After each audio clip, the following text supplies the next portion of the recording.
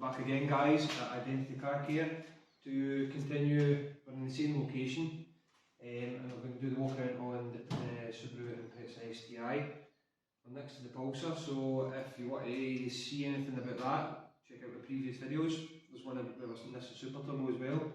We're just continuing on never-ending projects that I own and that we're going to try and use on the channel to show you guys the journey and stuff.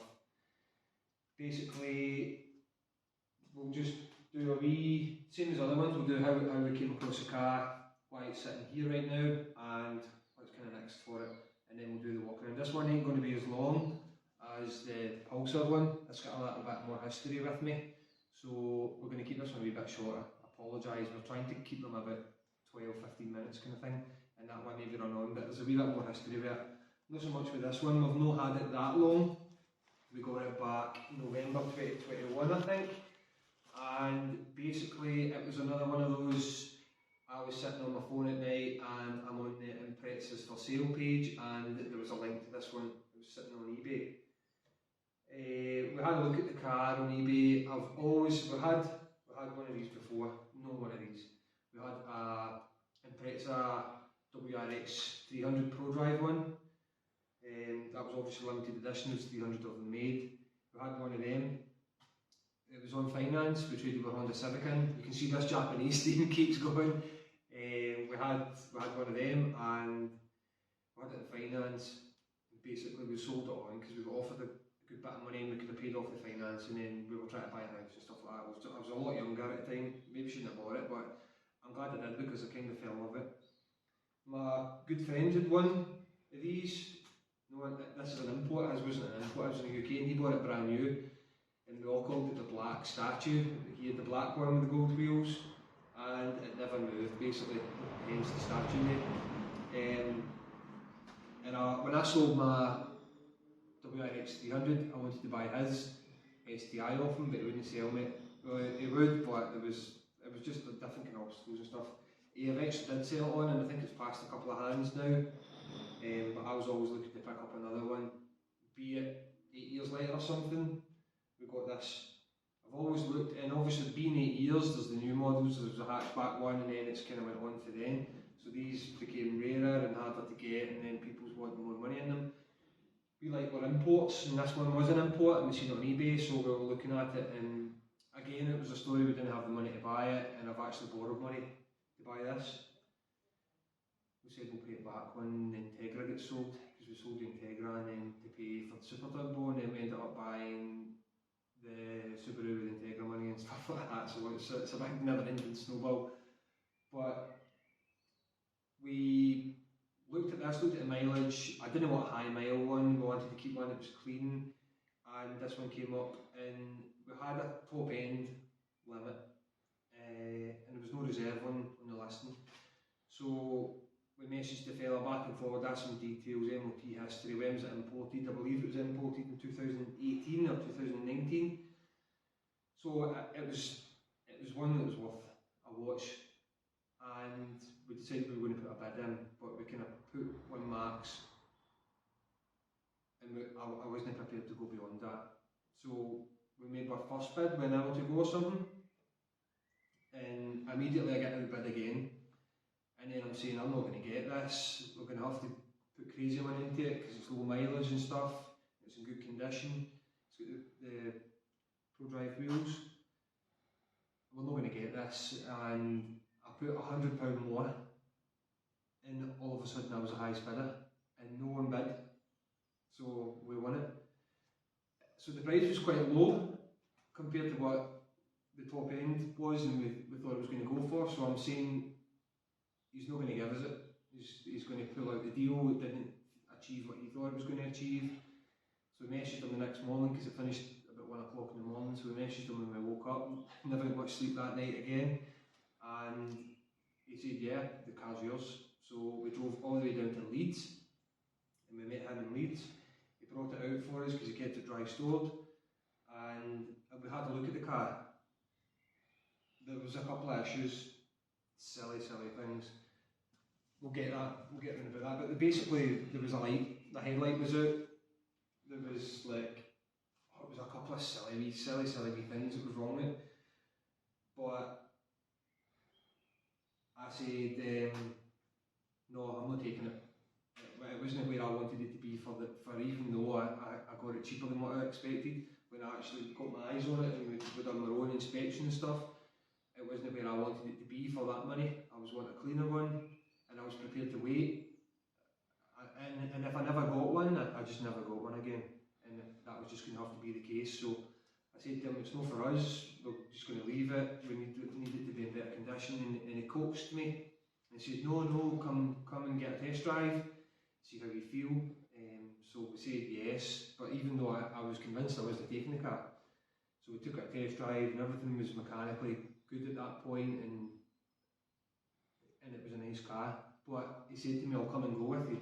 So the next thing, we actually chopped another £1,500 off the price of the car, which was even better. So at that point, the car kind of came home. To drive it home in the dark with one headlight and stuff, it was a bit sketchy, but it was MOT'd and we insured it before we left and all that kind of stuff, and we brought it up home. We drove this one up home and we used it for a couple of weeks, and the reason it's sitting here is basically we dry stored it back in here. It was sitting up at where the Super Turbo is, and we were bringing cars in and out to do with valeting and Makaki and stuff and mechanical work, and the car was getting started and moved and put back and moved and put back, and that was never to happen. We don't want to do the cold starts and then switch it off, cold start, switch it off. When I drive these, I like to run them up to temperature and make sure we actually look after them, because they're an investment. They're getting rare now, and with the latest news in the Impreza, they're not going to make another one and stuff, so hopefully the value kind of goes up. So we put it in here, dry stored for the winter, with the winter salt and stuff on the UK roads, so these cars will never see that. That's just, they'll be dry stored in the winter and they'll be brought out in the summer. So we're in April just now, but there is a kind of frost and there's still a wee bit of grit, so it's not ready to come out yet. And while it's sat in here, we've noticed a couple of things which you'll pick up on when we do the walk around, which we're just going to do in a minute. So we'll just give you a walk around, and this one's a lot better, and there's a couple of goodies on this and stuff which might interest you, might know, and you might disagree with what my plans is with them, but we'll see how it goes. So we're just going to stop here and then we'll do the walk around. So just to start the walk around, again, through the phone it looks immaculate, but trust me, it's not. It's been sitting in here for a few months, and as soon as you go up, you can see. That's kind of a tip for people when you're doing your car detailing and stuff. That car looks awesome. It's all false. When people do these crazy polishes and all that, and they're never prepared to put the light on it and show you the exact results. But that's for another story. We're just going to give you a walk around. The wheels everything's pretty much, it is a good condition car. Once we get our hands on it, car care wise, it will be brought back up to its best.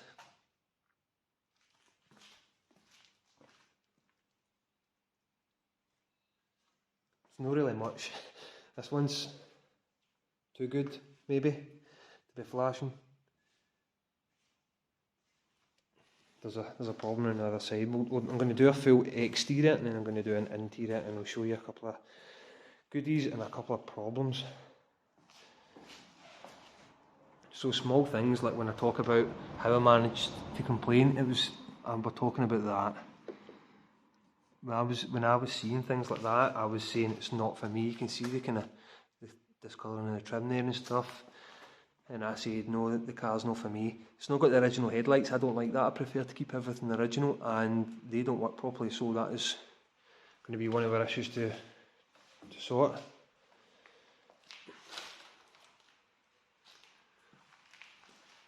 This is a 2004. I've got it covered up, obviously, but it's a 2004, so it's not the wide track one, as you'll see at the back arches and stuff. I'm not really a fan of the wide track one for some reason. I just like this model. One of the issues you will see is this, and so we'll need Danny back for that as well. So you'll probably be seeing a lot of Danny in the upcoming videos. I never bought the car with that. That was something that my partner did.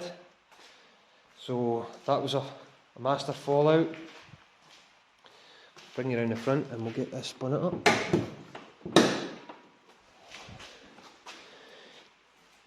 And review the engine bay. Once I find this, can you see it? Yep, up, down, and here's the engine bay. It's hard, you can see, I'm not sure if that silicon, what was the standard or whether they upgraded that. It's got the turbo smart blow off valve. We'll try and get the intake back cleaned up and stuff, but it's not too bad. Condition's not the worst.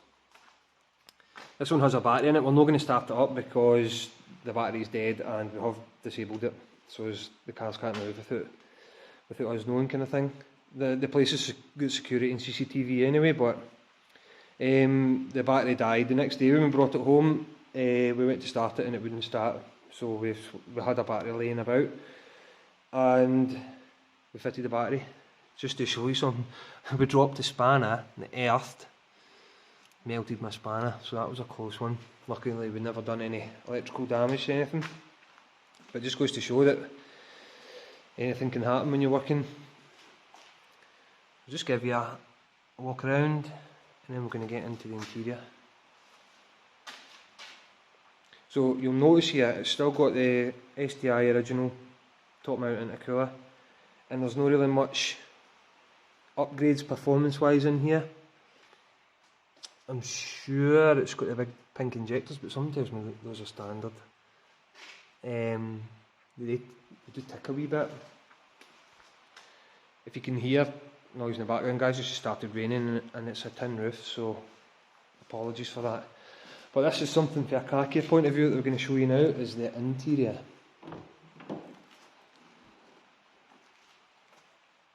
Lovely.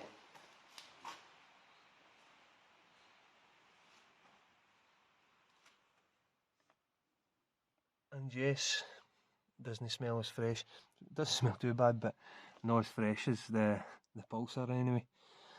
Basically, my understanding was that it went through a detail, I say that lightly, and I think the seats were maybe cleaned and not dried, or the interior was cleaned and not dried. So when I've drove it home, and we've left it in here, you can see the results.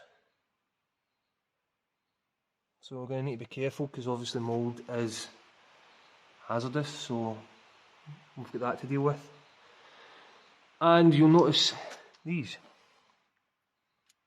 This car is mapped and has anti-lag and launch control, I believe, or something along those lines. You'll see a couple of cables there. That's not my cup of tea.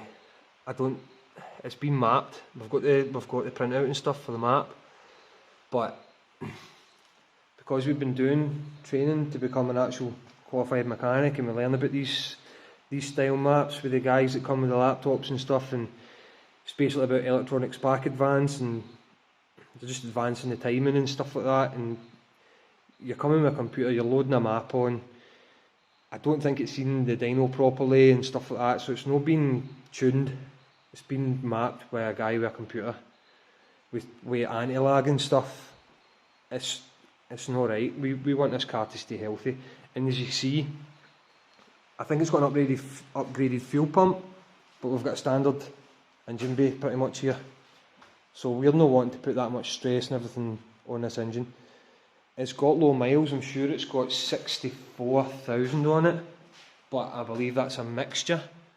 It's not going to show us because we've disabled it, but I'm sure that's a mixture, and some of them's kilometres, and what I believe for the paperwork and stuff, it's got around 40,000 miles on it. Obviously there's a bit of difference here, but it doesn't bother us if it's 60,000 miles, and it's 60,000 miles regardless. They've played about with the stocks and stuff as well. We've got the indicators on the left. I believe because it's an import, all my other imports indicators are on the right. Now, I did question a couple of people to see is Subaru different? Are they just on the left?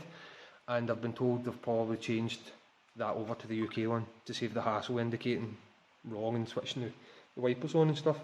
Sorry. if anyone knows, anyone watching this, feel free to answer. I don't have a definite answer, but I would like to switch, if it's to be on the right, I would like to switch it back to the right. Just, they like to keep everything standard.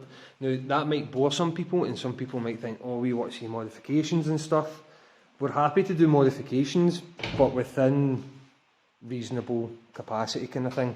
We're not going to destroy these cars. These cars are becoming modern classics now, and they're only going to appreciate, I suppose. So our goal as car care is to look after them, put them back to the way they should be. We might do some performance upgrades, but subtle.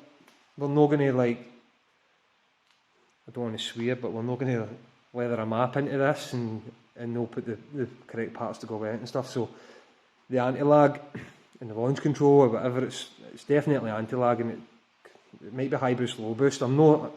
That's my point exactly.